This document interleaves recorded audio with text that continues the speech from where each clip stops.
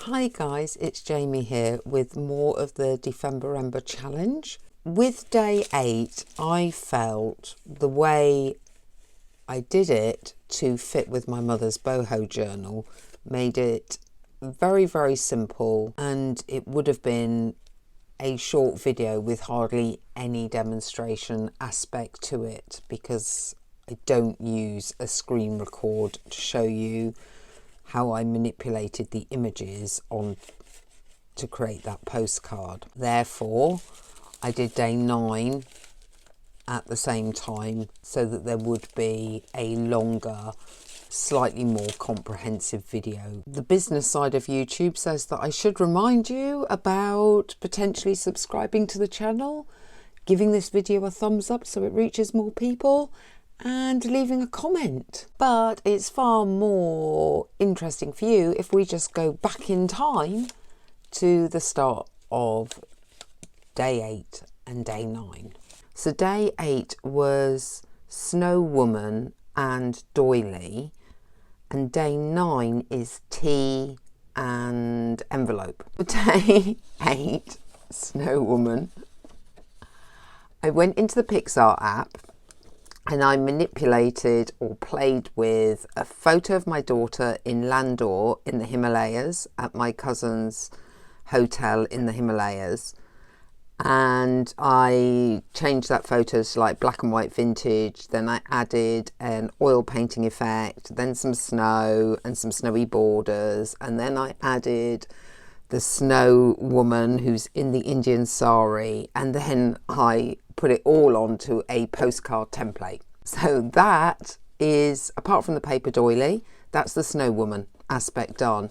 But obviously that involved no crafting, more me playing with an app on my phone. So I felt that was cheating a little, therefore I'm doing 2 days together. I also, because it is a personal journal for my mum, want to get to a point where there are some memorabilia from the family. This my cousin in Landor scanned and sent over, and it's a letter home from my grandfather, her father, in 1942 when he was, it looks like he graduated from Cambridge University in theology and was then at a mission in Oxford. So I'm assuming that's as he was training to be a vicar. And 1942 obviously is the war years. And I'm going to read it to you. It says, "My dear mother and all," my grandfather was Indian, by the way, "I have not heard from you for nearly 3 months now, but as before, I regard no news as good news and trust you're all well and happy. I hope all of you had a happy and joyful Eastertide.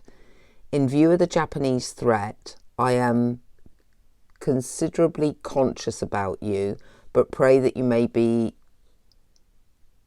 spared the horrors of modern warfare. But I am more conscious still about the new movement which Mahatma Gandhi is reported to begin soon. I think it will be a fatal mistake. I feel that we must not let past events obscure our judgment now. Britain has a moral sense and a conscience. An appeal to it is possible. Government wrongs will be put right, but Japan has no moral sense, and non-violence will be lost upon her. It is like casting pearls before swine. I am well and happy. Please don't worry about me. Love to you all. Your loving son, Edward." Edward was his new Christian name. It wasn't his original Indian name. Interesting take, because we don't know how people thought in 1942, or I certainly don't. So that was quite interesting to know that he wasn't over keen on Mahatma Gandhi and the Japanese threat. And I didn't realise India was scared of Japan when Japan was on the rampage, but it makes sense. They were in Singapore, etc. I'm going to cut these down and then we're going to work on the project. I just thought I'd share some of this with you first. One way I'm going to get tea into this is to tea dye using the Distress Oxide the edges of these. So normally I use Antique Photo or Victorian Velvet, which is a sort of dusky pink, but this time I'm using the tea dye, which is normally not a colour I'm overly keen on. But actually on this it's looking okay. This will be a little journaling card, even though this actually is a scan of an original letter and this colour doesn't really go. I will do the edge of this as well. I think I'm actually going to keep this page pretty simple. I'm going to glue down the coffee stained, I think it might have been tea stained paper doily, and I've cut out this from some paper that I already have. It's almost cardstock, and I might put that over the top, even though it doesn't in theory go, but make this bit a tuck spot for that Snow Woman postcard. Sometimes you don't have to go all out. I think that's enough. This letter is going with the envelope and tea prompt. I'm just going to gather some bits together and we will move on with that. I have been trying to think what to do, and I have these old tea bags that we used for staining some papers and have completely and utterly dried out now. So I'm going to snip in the middle of them and get the tea leaves out.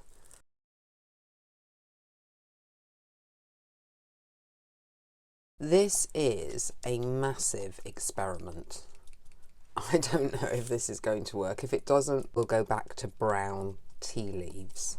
I'm just shaking up this Dilutions Calypso,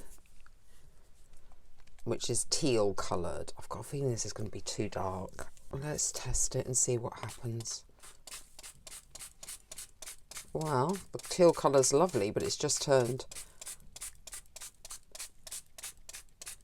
the tea leaves black looking. Here I have some mica spray, and this seems to be working slightly better. I thought I was recording and then I wasn't. So I'll just show you what I've been doing, which is spraying over with the mica, which is a purple colour. It's pearlized. And then getting the tea leaves and spreading them in the wet mica spray to get them covered. And they are purple. They're a dark purple, which they might have been lighter if I hadn't used the teal first, but they are purple. And now I need to leave those to dry off. While I'm here and I've got the box out, I'm going to try doing one of the tea bags. See what happens. Oh, that's pretty. Don't know what I'm going to use it for, but it's pretty. While I'm waiting for the tea leaves and tea bag to dry, I've decided what I'm going to do as part of the envelope aspect of this prompt is to seal these two together to make a double page so that it can be sewn into the journal. I will probably collage over these as well and decorate them. Normally I like to do a substrate first, which is a base of book pages, music, paper, scrap paper, and then do something on top of that. So almost like a masterboard. I think this is dry enough. I'm not sure. What I've got here is a bit of plastic packaging from a Terry's chocolate orange. I do eat a lot of chocolate. And I was wondering if we could do like a shaker card with the tea under here. I'm not sure because I've never done a shaker card. But it's got these raised bits. I'm hoping that will somehow work. Get some purple tea. I don't even know how much you'd want. I seem to have dyed a lot of tea purple. I think the way to do it will be to use the silicone glue, I'm hoping, and go along this ridge, which I'm assuming will raise it a bit, and then maybe along these flat bits as well, but I don't know if it will, if it's on the ridge, whether it will glue the flat bits. My engineering skills are not up to this. We are just going to attempt to do it and see what happens. I feel like this could do with a bit of a weight on it, and hopefully this is also dry, and that's definitely unusual. Right, let's take a look at this. Has it all sealed down? Oh, that doesn't look very sealed there, nor there. I have a solution. Because I'm going to be creating a masterboard with this of collage. I'm also going to try putting some masking tape down because we can collage over it. It's a fabric tape. It's the sort that you use with plasters and bandages sometimes. Yeah, it moves and it's tea. I found these boxes as quite a handy way to store things, to get a few bits together just that I would use on a masterboard, throw them in there, then it's always at hand and it's already torn up. What I will be doing is grabbing a brush, getting the Mod Podge out, and then, for example, covering not this central bit. I'm going to avoid that as much as possible. I don't want to fatten up the sewing line too much, but covering here using this lot as a base, and I think that's going to secure that in even more. I have this inner layer of this napkin, and last time I used the inner layer of a napkin, it gave some really pretty muted colours. I'm going to do that again.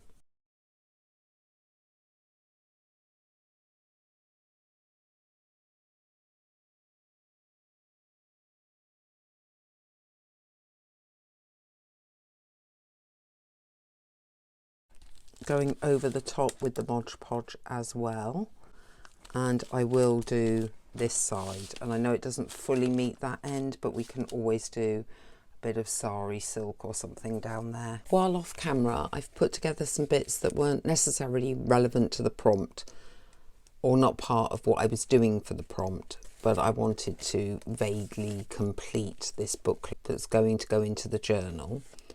On the back page, I printed this up from the internet. I've aged it a little bit with the tea dye distress ink, and this is a coffee, I think it's coffee dyed paper doily. Inside, I felt this was clean enough that you could write on this as it is, and it is a pocket. I may actually, I have stamped through it that side, I might do it this side as well actually. Here, because there is some writing on this pocket, on this envelope, but I didn't want to cover the whole envelope, I've just stuck a piece of scrap paper down. This is the bit that I wanted to work on. Go on the internet to look for some images, maybe a tea plant, which I found and have fussy cut out. Also found an image of a tea planter. I have a bit of this spare from where I added the doily at the back, so that might as well go on. I wrote up the word Darjeeling, and I've got this old photograph and some of those Indian stamps. I will be using the Mod Podge to do this. What I was going to do was put the photo down. It's actually got some writing on the back as well. To my dear mother, all my love, yours, Jeff, I think. Sorry, Jeff, you're going here now. Not a relative of ours. I was thinking of using the doily as a little border. I've got the word Darjeeling, which I was going to put somewhere. Don't really want to cut these guys off too much. We've got the plant to go down, then the word Darjeeling, and then we've got the tea planter as well. So I think something like that. So let's do the plant. Don't know if that Darjeeling really goes. I may not use that. Think there. Although that plant's now growing out of her head, so maybe she does need to come more that way. I'd rather the flower made more of a halo than a branch grew out of the centre of her head. Now, the only other thing I've got is some of these Indian stamps, if I'm not going to use that word. And it's more, do I want to do a little collage of the stamps? And I think I will, and I think I'll actually put it there. I finished this off by going around the edges actually in the vintage photo, because the tea dye wasn't strong enough to show where it was already had some tinting and colouring to it. You do have the purple tea, it is now purple, that moves a little. I've notched out the back of that pocket as well because I just think that looks better. Where I added the vintage photo, I did it all the way around on all sides. You've seen this bit already. This is now notched out, so you now have these big pockets for tags or papers. And then at the back, I've restained this to make it darker and hopefully blend a little bit more with that doily.